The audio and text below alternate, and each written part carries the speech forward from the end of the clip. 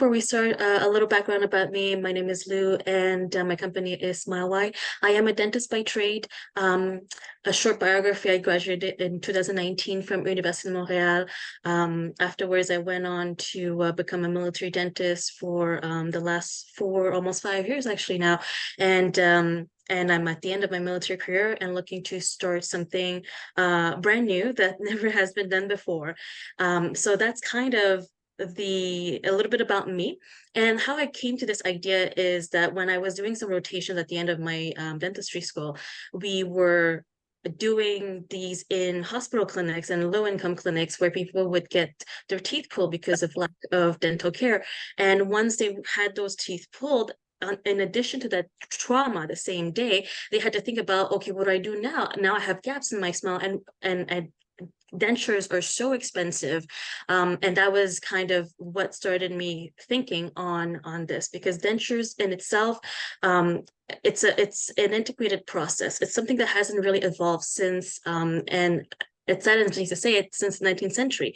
We're still using a wax and multiple appointment method that is has changed very little. And so with the advancement of digital dentistry and that influx into the market, my I found the ability to combine these advancement and an improved process to bring denture to the masses and make them really truly affordable. So I'd like to start the presentation with a little bit of humor. I'm going to show you a picture, and I'm going to leave it for 4 or 5 seconds, and you're going to kind of tell me what you see first. And so what is wrong with this picture?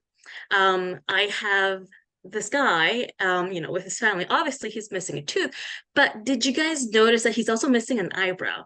That's probably one of the second things that you guys see. So yeah, like it really goes to show you how important a smile is. It acts in every aspect of a person's life, including mental and social well-being. So I even had one of my earlier customers say, I can't go to a job interview because he was missing two of his front teeth. I look, and quote him obviously, but I look like an idiot, and I'd like to go, to on a date, and I'd like to go and eventually, land a job interview. So before we start, I'd like to kind of go over a little bit the basic of what a denture is. Basically, it is something to reestablish function and aesthetic. So something that I bring up a lot with my consultation is that a denture is never going to be exactly like your real teeth.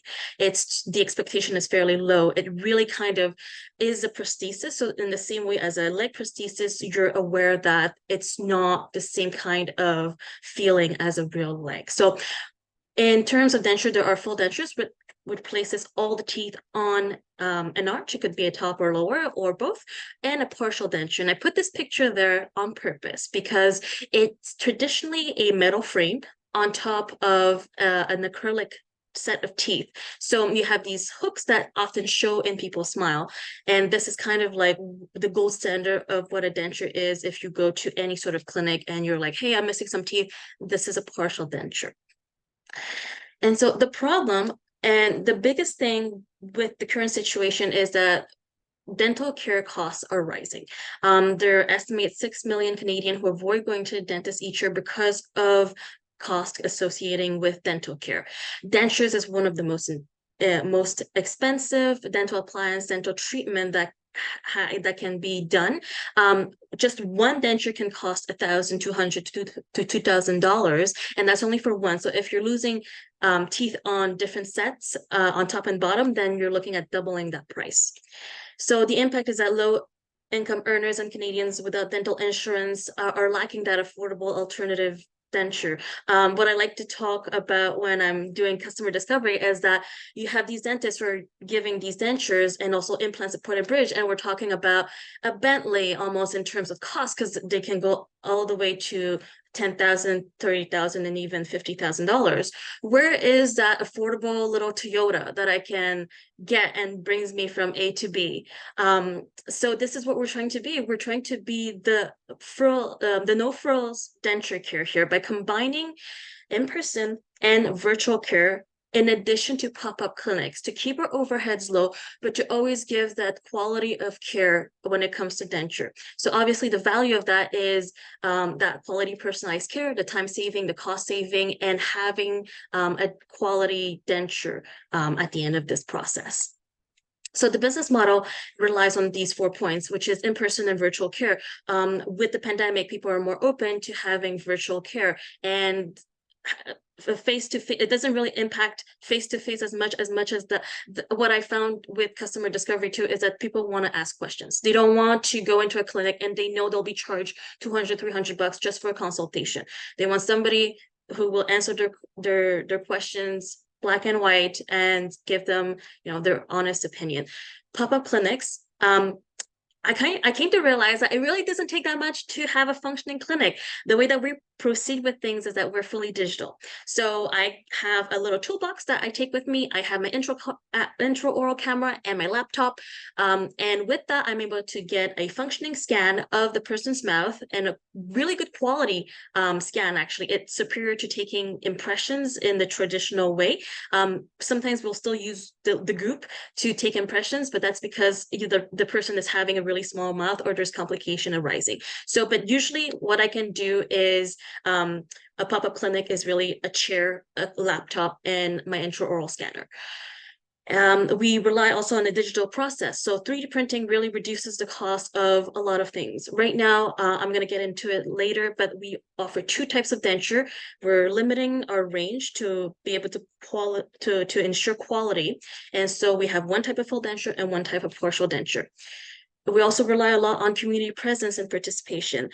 We have hospitals that send us our customers. For example, you get into a car accident, you don't necessarily have dental insurance, you get your front teeth knocked out, then what? So it's kind of relying a lot on that community support. And we also volunteer at the Ottawa Mission, and we do a lot of volunteering with them just to kind of improve our process and see where we can get with our offerings. So like I previously said, a full denture can be 3D printed. It's the same kind of quality that you would find in a traditional denture. And the other offering that we have is a flexible partial. So compared to the previous image, this is way different. No metal, flexible, so more comfortable for patients. Patients actually sometimes request this kind of partial. So we've actually improved on the offering of what a denture is. And these things are digitally designed, and one of them is printed, the other one is milled, but we're looking at getting both of them printed. It's just we're waiting on validation of dental resins. And we're also looking at maybe developing our own resin, because it's actually a possible thing nowadays with 3D printed dentures.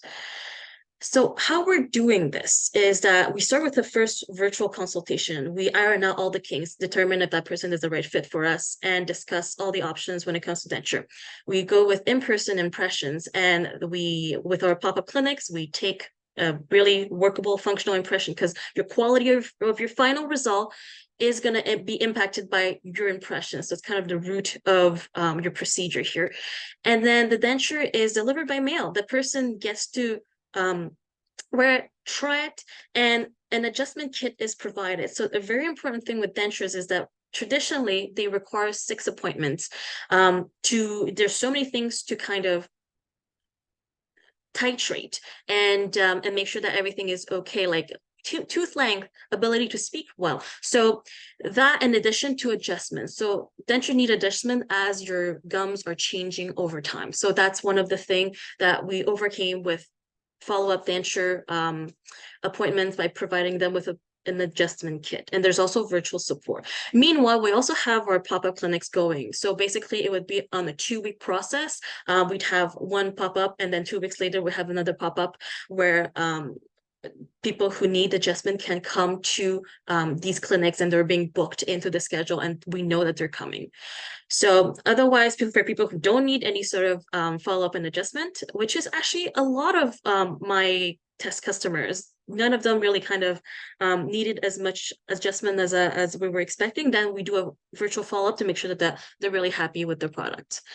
So just in terms of statistic, quickly, I'm not going to go over all these, but interestingly, a third of Canadians don't have dental insurance, and that really impacts lower income earners and the elderly. And it is estimated that in over 2 to 3 years, for a sample of people with teeth, from 10 to 23% will lose a tooth in that 3 years. So tooth loss is actually very, very prevalent here. And 6% of Canadian population is completely without teeth. The other thing is when you have a denture, you need to change it. With time, your teeth change, your gums change. So eventually those dentures need to be replaced. An interesting thing that I added kind of yesterday, because there was a new news article that popped up, is that the federal government is talking about launching a dental care program for lower income. Realistically, is that going to come? Is that going to not come? But it's interesting to see that maybe part of the care can be covered, and who knows, maybe we can even have a free denture offered to our customers. So we're talking about a 2.8 billion market. Our market advantage is that we're the only one who's doing it the way that we are, with teledentistry and in person. Our local market dentures are being provided by denturists and dentist. So that's kind of where the traditional way a person would get it. And our pricing, we're allowing our customer to save 60 to 70% on that cost. So our target market is adults from 18, basically above 18, male and female without dental insurance, and in the lower income bracket. With the discovery, with our discovery surveys, we've discovered that a lot of people say, hey, my dentist doesn't feel like a dentist anymore. It feels like a spa nowadays, or, there's no solution to missing teeth. So when we're looking at the competitors, dentist and denturist, it is interesting because it's a one-stop shop for everything. You do have that expertise of a dental professional, but the cost is very steep. So, and also they are still relying on an antiquated process. We also looked at online denture providers because we're doing teledentistry. One of the competitors that we looked at were in the US, you're allowed to sell denture kits where you take your own impression and you sell it, you create a dentures and you bring it back to the person. And one of the feedbacks for that is that not everybody will go through this process. It's difficult one to take your own impressions, and it's you're almost doing the job of a dental professional, and you never know if it's good or not. So when they send you back something, you have no recourse on the quality of things, and nobody to talk to, and very limited abilities for a refund or an exchange. So that's but it is something to think about, because somebody could go on the internet and buy a set of dentures and pay for shipping and customs and get it too. It's less common, but it's definitely there. So when it comes to us, we require so our strength, like I kind of went over it, but our weaknesses is that we do require a dental exam prior. So we do require customers with mobility and dexterity, and there's always a little reticence towards online services. So it's something that we're working hard to overcome. We want our website to be an information hub. Not only are we going to be a denture provider, but also we want to be the place where people are thinking like, hey, I want to get information on dentures, I'm going to go to them. So obviously, that's the threat is dentists and denturists. Your brick and mortar can lower prices, but also we're working right now. The way that we're producing our dentures is that we're still outsourcing. For the partial denture, we're outsourcing. We're partnering with an overseas lab who have all the credentials for FDA approved and Health Canada approved dentures. So a part of our cost of sale is there. So, and also if there is any delay like the pandemic, we are kind of screwed. So we're kind of trying to bring all the service back and centralize them in Canada. Right now, the pricing strategy, we're selling our partial flexible denture for $480. We're selling our full dentures for $630. These were market penetration pricing. And then basically, as of October 1st, we're going to increase our pricing to $600 and $700. But I'm going to do my cost breakdown with the current costs so that you guys have a good idea of how we've been running for the last 3 months. So just to give you in terms of metrics, we started really in March 2023.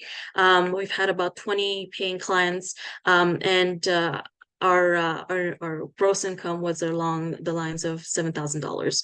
So if we're looking at a flexible partial dentures, our total cost of good is 219, and the cost of production of a full denture is 76. And we're charging a lot more. We're charging 630 for the full denture, and the selling price for a flexible partial is 480. So we're almost making 50% on that, and then a lot more on the full denture itself. A little bit about our team. I have a great team of dedicated dental assistant. These ladies are volunteering. They really believe in the cause. So we are giving our service without them being remunerated. So the idea is to bring them on board, and because we're only doing that on a part-time basis, they're also doing it on a part-time basis. There are I have a lot of people coming to give a hand. So ideally, I'd like to bring on one of these dental assistants, and hiring also an admin team for that. And so the milestones we are incorporated in 2021. Test customers were done, launch of the website. And what's important recently is that we went to the EY Center 55 Plus lifestyle show, and we got a lot of feedback. And we determined that there really was a demand for dentures, affordable dentures. So our mission and vision is accessible dental care, and we strive to become Canada's leading denture care provider. So thank you so much. Thank you so much, Lou. Okay, we were at 16 minutes, so just 1 minute over, just to keep that in mind as we go along. So it's just a little bit longer, that's all. And we'll dive right in. Let's dive right into feedback. How about we start with Marisa first this time? Sure. Hi, Lou. Great. Great presentation. A lot of information. The slides are good, but I find that there's very wordy, and you're saying lots of important stuff, and I'm trying to listen, and I'm also trying to read on the slides. So I would tighten that up a little bit, because what you're saying is super important. And as you're talking, you're explaining what the points are. So I thought that was really good. I really liked the visual. I never noticed the eyebrow like at all until you mentioned it. You're a great storyteller, so that was very good. I had a couple of questions about the aftercare part. You were saying that many of your customers don't need any aftercare, like they don't call you for questions, or things just fit and they move along the way they should. If you had any kind of statistics on that, for instance, we've helped this many people and only this many, because that's one thing that I find that in dentures people would worry about. But what if I have a problem? What happens? I know that you're there and they can call you, but they would worry about that portion of it. So if you had any statistics for that, that would be great. You mentioned 3D printing and how you can do 3D printing for the partial and full. And I'm just wondering, is that specific to you? Can your competitors also do that? I know many are not doing it right now, but is it something that they could catch up on, and then large dental offices would start doing that as well? If there was any kind of differentiator there that you could talk about, that would be really good. Is there, that you know of? Yeah, so the technology is accessible to all. What differentiates us is the process. What is a 6-appointment process is now a 3-appointment with us. Not everybody has the knowledge to and I think that's one of the discussion that we had together, is that it's kind of almost like a trade secret. It's not, and I have a hard time putting my finger on IP when it comes to that, which is we're able to do 2-step in one with our process, and it does involve pre-shaped dentures that are thermal formed, that are hours basically, and that's kind of what I'm trying to put into words and into the package that seems more sorry, I'm just rambling here. But yes. Yeah. I get it, but that's probably a question that you're going to get. And you're right, we have had this conversation before. You certainly have differentiators. You just want to talk about those a little bit more. In terms of your great group of volunteers, I think that's great, but I'm wondering what keeps them there and how you'll sustain that flow of volunteers if they're going to be volunteers in the future. I know you said you want to onboard one of them, and that's wonderful, but is there anything in it for them? Is it part of their training program? Do they need to acquire a certain number of hours? Is there maybe a link between you and training of new dental hygienists and dental experts, that would benefit? And my last question is going to be about scaling. So how would you scale? So pop-up clinics require somebody to be there. Geographically, how much ground can you cover, and what does that future look like? Yeah. So when it comes to when we get into that kind of thing, it's important to understand that there are regulations. Not everybody can take a dental scan. So, and dental hygienist is able to do that. And we're almost copying in a certain way what Smell Direct Club does. And they're an online aligner, which is B2C, where you can choose to have a box impression sent in, or you go to one of their pop-ups to take impressions. And what they're doing is that they're putting a small room with one scanner, one hygienist, and they're able to take that impression and send it to us, basically. And what it would entail is pop-up clinics in major cities and a centralized processing, almost like a lab in Ottawa, and we'd be kind of just getting that data and then sending back the dentures within 2 weeks, and then those people would deliver it then. So it's kind of how the vision was when it comes to growth. And if we were to book over a full weekend, 5 patients per day, over a year, and solely on a weekend basis, with the current price, with the new pricing, we'd be making around 140K per year per pop-up. Okay, great. I like what you said before about enabling other pop-ups and you would be sort of the central location for that's a good point too. That's great. Do you want to go ahead, Jennifer? And then if there's time, Yeah, sure. I can go. Good presentation, and really interesting what you're trying to do in terms of making dentures more affordable. I had the same comment as Marisa in terms of the words on the slides, particularly the problem slide and the process slide. I think you can take most of the words off those 2 slides and have people concentrate more on what you're saying. I would also suggest the SWOT slide. You don't really need that level of information. You want something on the competition, and then you can speak to the other points. But I wouldn't necessarily in a pitch go into that level of detail on, weaknesses and threats. I would just look at competition and how you're better than the competition. I did have questions around your business model as you go forward. So do you see this, is this something, I don't know what the regulations are in the dentistry business, so completely new to this area. Is this a business that you can take global, or is this a Canadian business? Is there different regulations to be able to do this sort of thing in the States or Europe or Asia? There are. In the States, it's a little bit more laxed, just because they're able to send dentures across by a completely mail-in process.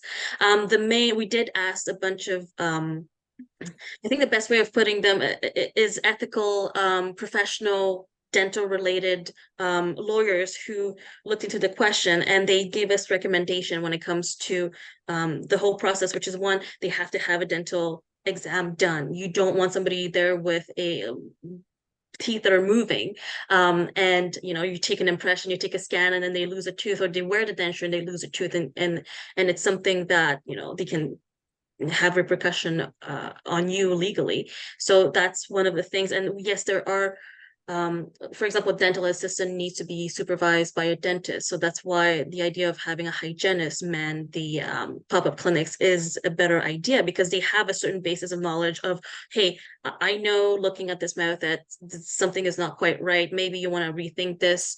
And also they have the ability legally to do that scan, because otherwise we'd run into not legislation, but licensing issues. So without going too much in detail, it is something that we're continuously looking at, and is also one of the most expensive part of R&D to just get that legal input for us. Okay, and so in this hygienist model, would the hygienists work for you, or would they have their own businesses and you're a distributor to them of this approach for dentures? So I see them more like contractors. There's a lot of independent hygienists nowadays, where there is almost people going around with a moving van. So having them as an associate to us, and also having our own staff, which are trained with our own process, because you do have to have that dental background to understand and to be familiar with the process of taking dentures and what you're looking for in terms of success when you're taking an impression. Okay, yeah, I was just wondering if you would be, are you marketing to hygienists across the country to say this is how you can expand your business by adding dentures and working with SmileWide? It's something I haven't thought about, but yes, absolutely. Okay. All right. And then when you put the cost of the dentures, that's the cost for just the denture. So would the patient be paying for those 2 or 3 visits plus the dentures? Is that the total cost to get their teeth fixed? Yeah, the total cost would be fixed in the pricing that we give. Okay. Yeah, and then you answered Marissa's question in terms of how many you thought you could do in a weekend. Yeah, I would recommend that you maybe look at some areas you can scale your deck back a little bit and put in a little more around your business model and your plans to scale and how you're going to go about doing that. But looks really interesting. Thank you.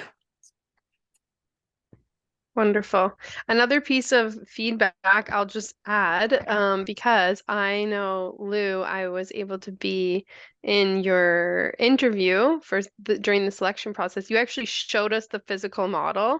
And in the last pitch practice I was participating in, one of the investors had said, oh, why don't you hold up and show your medical device? So, and I remember thinking it was really cool when you actually physically showed us the product. So I might suggest that you have it on hand. That might be a really cool addition to your pitch, as well as the image, because it really got me too. I didn't notice the eyebrow at all.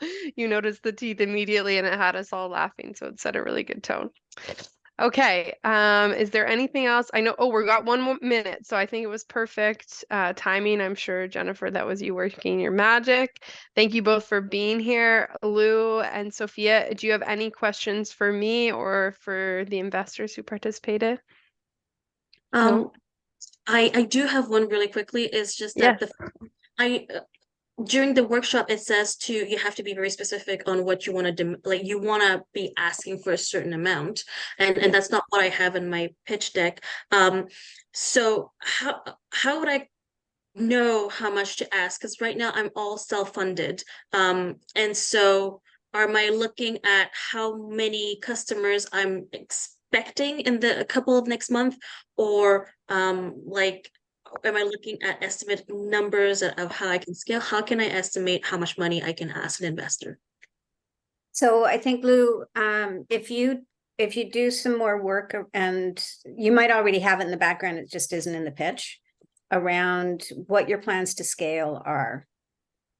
And then look at how much it would cost to do that. So if you scale bootstrapped, what does that look like?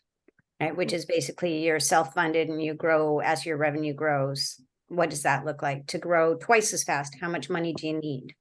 Right, because you're going to have to fund those clinics to get people to, and you're going to fund some marketing. So what are those costs and what could that get you? So that, let's say you said, I'm looking for 500,000 and I can get to, 2 million in revenue in year 2 with a $500,000 investment. I'm making that up because I don't know what your costs are, but, but that's what you're really looking at is, how much investment do you need, in order to scale? At what rate?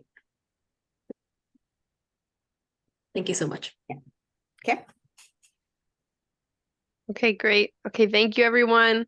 Lou, this recording will be available after the session. We're just uploading them to YouTube now. And if you have any other questions, don't hesitate to reach out. And Katie, is it okay if I get my feedback in later tonight? Oh, yeah, absolutely. Yes, it can be ongoing, so that's no problem. Okay, great. Okay. Thank you all. Have a great day. Thanks, Good Liz. day, everybody. Bye. Bye.